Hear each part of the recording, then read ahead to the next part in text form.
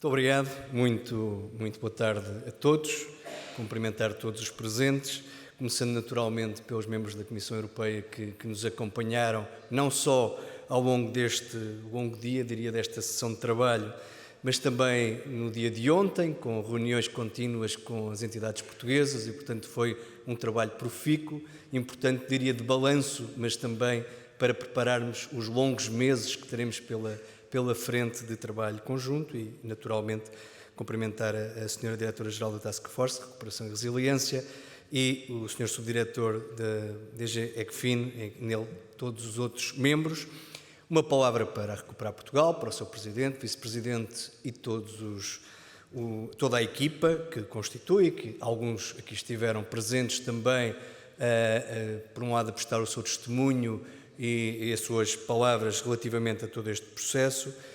aos vários representantes das entidades beneficiárias,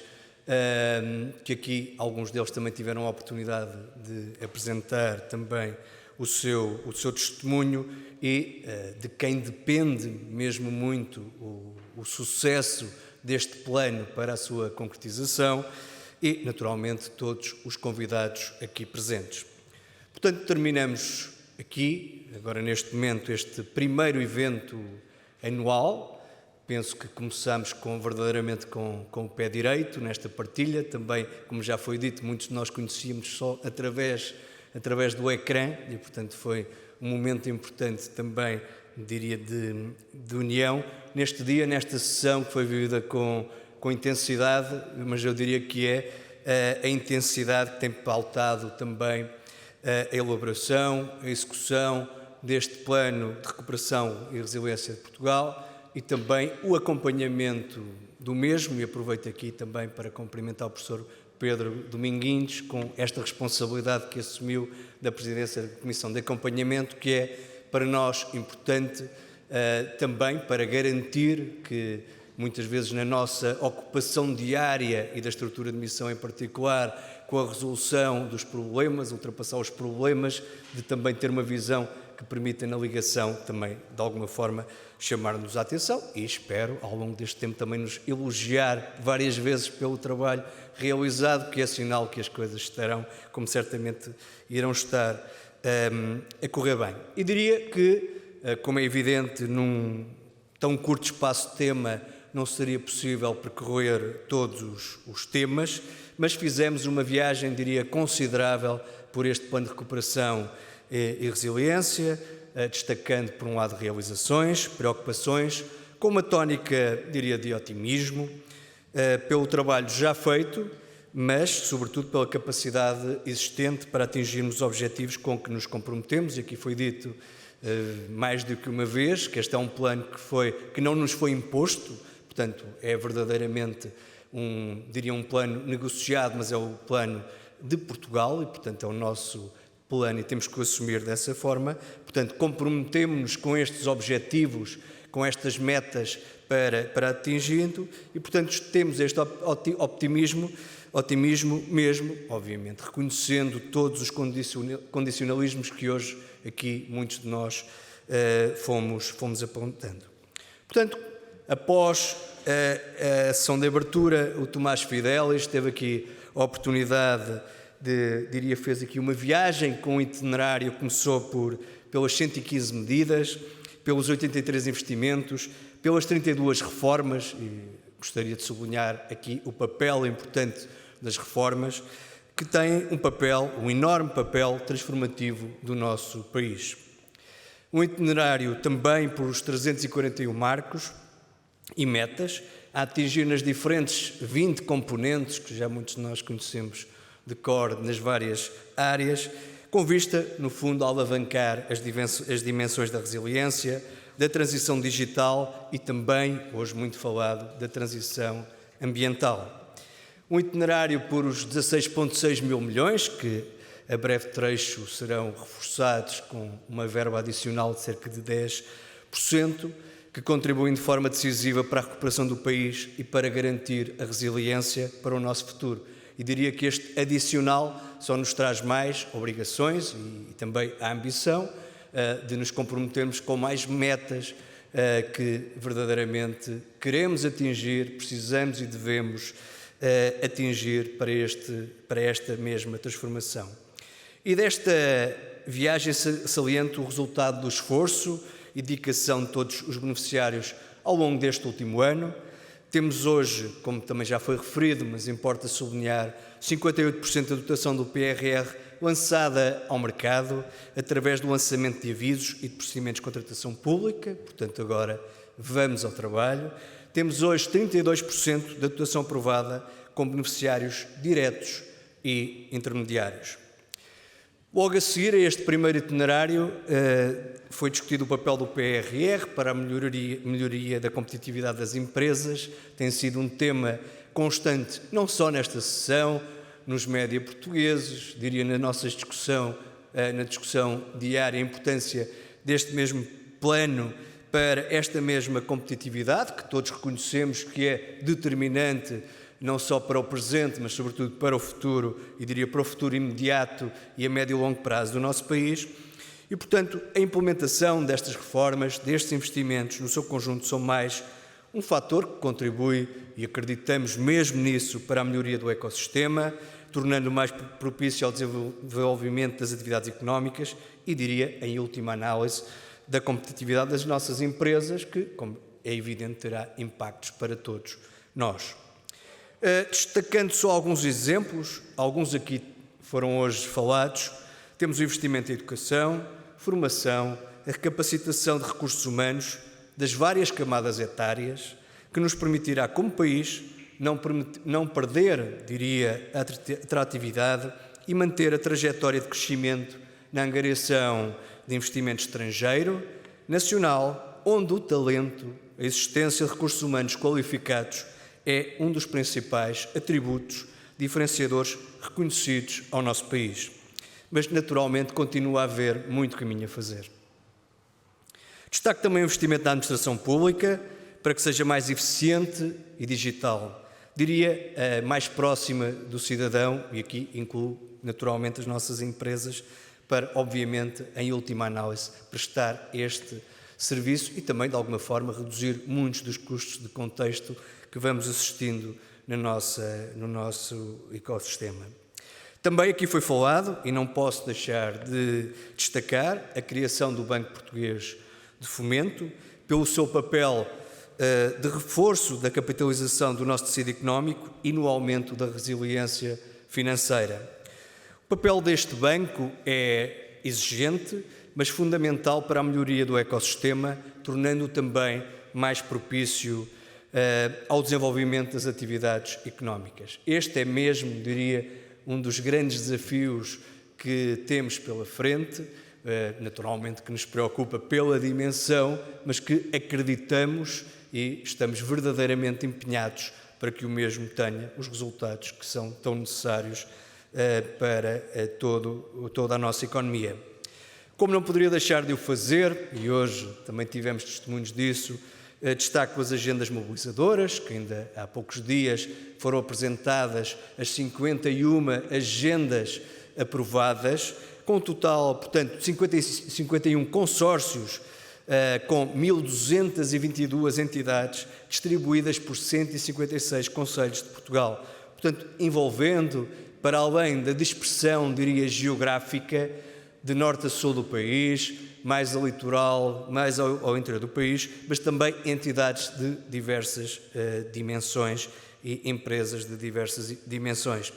Envolvendo de forma intensa e concertada as empresas e a academia, e muitas vezes é um debate que, pelo menos em Portugal, muitos temos desta necessidade, desta ligação mais próxima entre a academia e as empresas, e quando uma ligação que é evidente na preparação também de todos os profissionais que a academia faz e que depois são absorvidos nas empresas, mas temos de ir mais longe, estamos a ir mais longe e também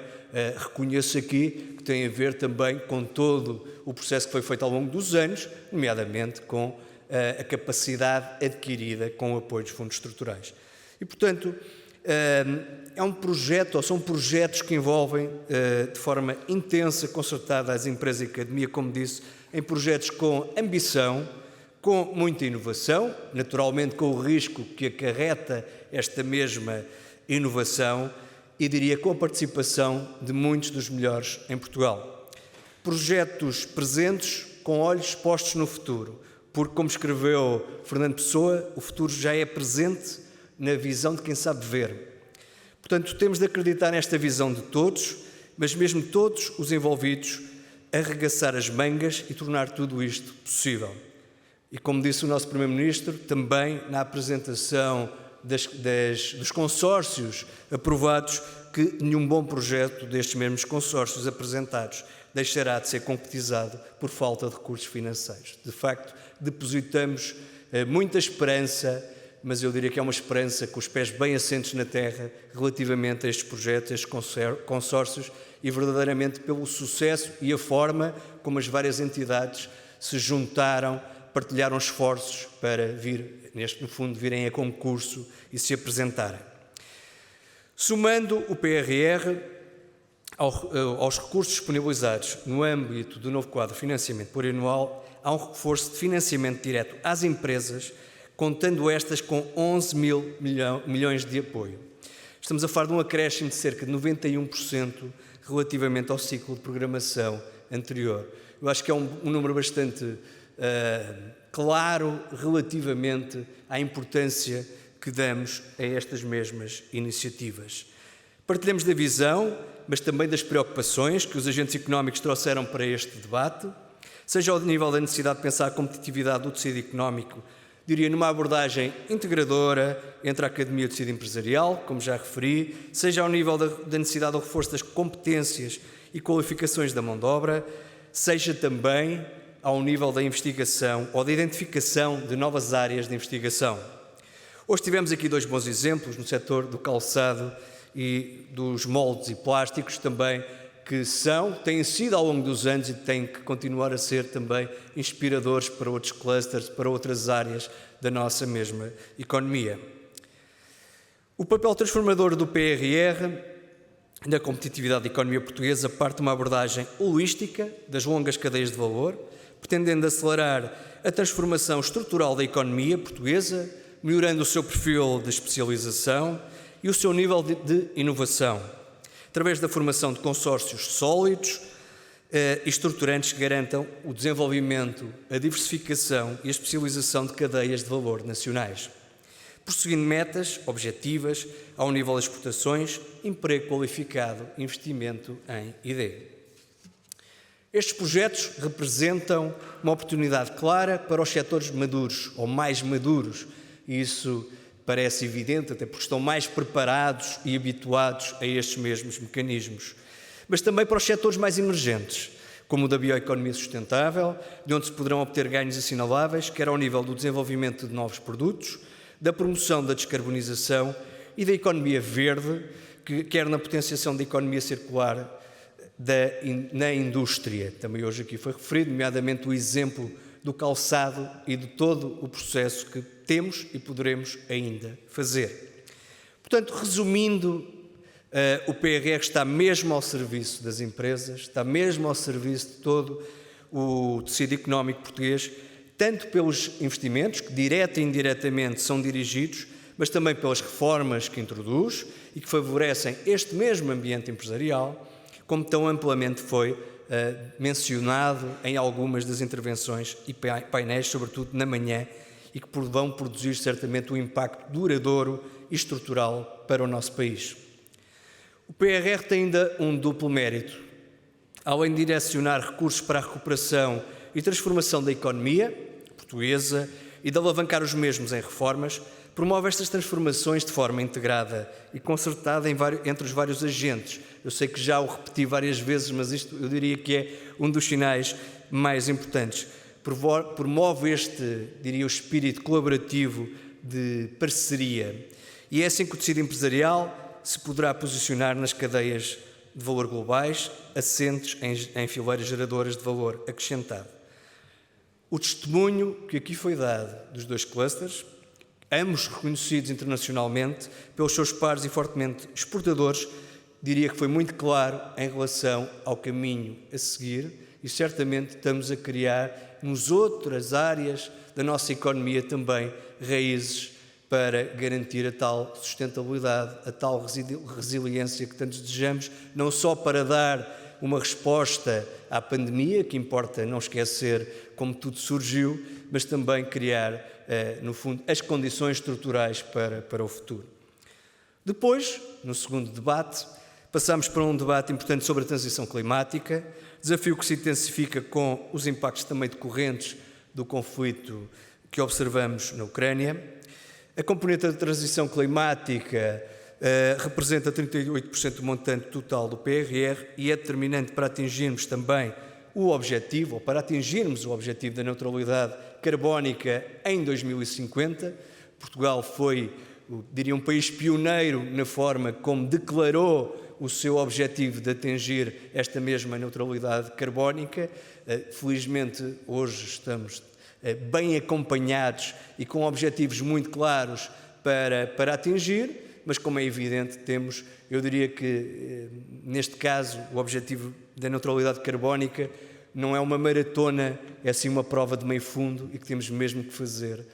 a um passo bastante acelerado. E, portanto, para além da articulação, para além do empenho das várias entidades e de todos nós, é determinante também assegurar a existência de recursos financeiros suficientes para as próximas, diria para a próxima década, mas para as próximas décadas, mas esta próxima década é mesmo determinante para alcançar os nossos objetivos. E, portanto, o PRR desempenha, sem sombra de dúvida, aqui um papel muito importante, que acreditamos que vamos reforçá-lo também, não só com o REPowerEU, mas também com o adicional que foi determinado para o PRR português. E, portanto, o PRR é um programa ambicioso que desenvolve e coloca o desenvolvimento económico intimamente relacionado com o desafio da transição climática e energética da sociedade e das empresas,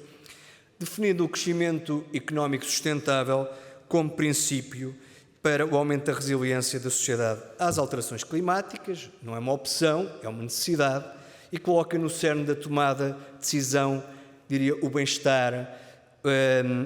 a qualidade de vida das pessoas, mas diria mesmo a sobrevivência de todos nós e o desenvolvimento, daí o desenvolvimento de matérias tão importantes como a economia circular, que foi falado, a valorização do território, e também houve aqui o testemunho que todas estas nossas decisões são importantes, o espaço não é infinito, em particular num país com as dimensões de Portugal, e portanto temos de tomar decisões, boas decisões, até porque a palavra qualidade foi repetida ao longo do dia. Não basta executar, não basta assegurar que em 2026, e registrem bem o ano 2026, que cumpriremos todas as metas que estão determinadas, mas sim, temos que garantir que o fazemos com qualidade e faremos, até porque estamos muito bem acompanhados pelos beneficiários neste mesmo objetivo. Portanto, o PRR, como disse, foi criado para dar resposta às dificuldades que decorrem ainda da crise pandémica, mas não esqueceu que uma crise, no fundo, não anula a outra e, portanto, os desafios da sustentabilidade ambiental têm que se manter cada vez mais na nossa agenda. E, nomeadamente agora que observamos cada vez mais a nossa dependência energética, a dependência energética dos Estados-membros da União Europeia, a dependência de combustíveis fósseis, em particular, dos combustíveis fósseis também vindos da Rússia. Depois, após o almoço, falámos das dimensões da resiliência, da transição digital e também da transição climática. Foram abertas à discussão e ao testemunho que foi apresentado por vários dos beneficiários, e aqui quero mesmo aproveitar para destacar a importância dos beneficiários, nas suas diferentes qualidades, quer sejam diretos, quer sejam intermediários e quer sejam finais. De facto, o papel que assumem é muito importante para atingir o nosso objetivo. A imprevisibilidade tem sido a palavra de ordem dos últimos anos e, portanto, já de alguma forma já nos habituámos a essa mesma imprevisibilidade. Portugal não é claramente uma exceção. Isto naturalmente obriga-nos a corrigir algumas trajetórias, mas isso não nos pode desviar dos objetivos com que nos comprometemos. Esse é o nosso compromisso e diria que é o compromisso de todos também que aqui estão nesta mesma sala. Dito isto, e volto a reconhecer esse papel, tenham presente que é indispensável a sinalização atempada e antecipada de constrangimentos específicos ou transversais à implementação dos investimentos, das reformas, para que, em conjunto, possamos trabalhar para a sua atenuação e, preferencialmente, para a sua resolução. Portanto, este é o apelo que faço. Da mesma forma que nós temos que manter um diálogo constante com a Comissão, é importante que todos nós consigamos manter o diálogo que tem existido e que tem que continuar a existir e cada vez mais aprofundado. Eu diria que estamos todos do mesmo lado, o objetivo de todas as partes é o mesmo, que é, acreditando nós neste plano, é no fundo executá-lo rapidamente,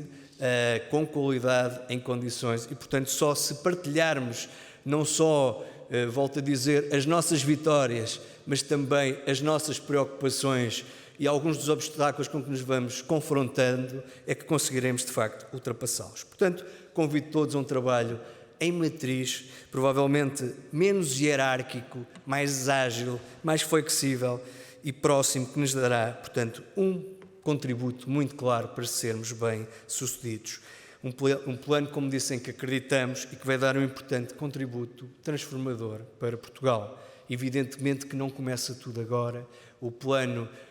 esta capacidade transformadora não começou agora. Muitas das entidades aqui presentes e também fizeram essa mesma, ou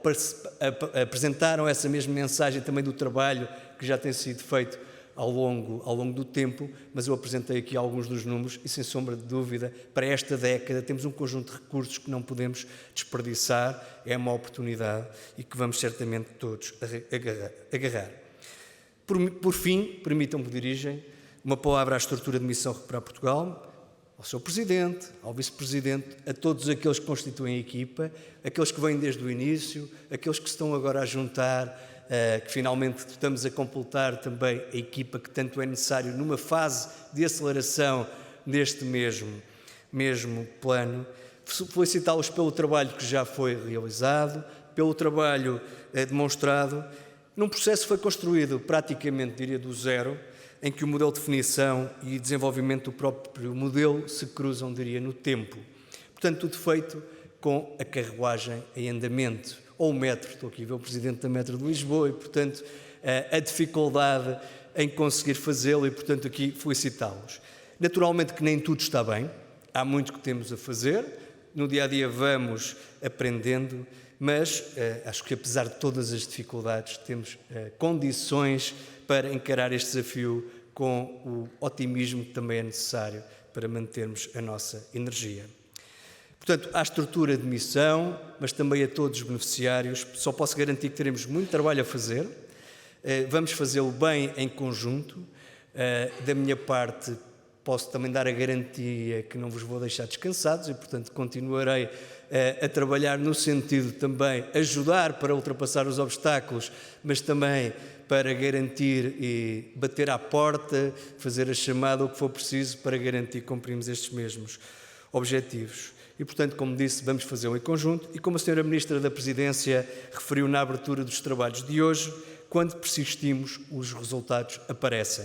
O PRR é um projeto coletivo, a palavra coletiva tem que ser mesmo sublinhada, mobilizar todos para que o país dê o salto qualitativo que tanto ambicionamos para a criação de novas oportunidades para as novas gerações. Muito obrigado.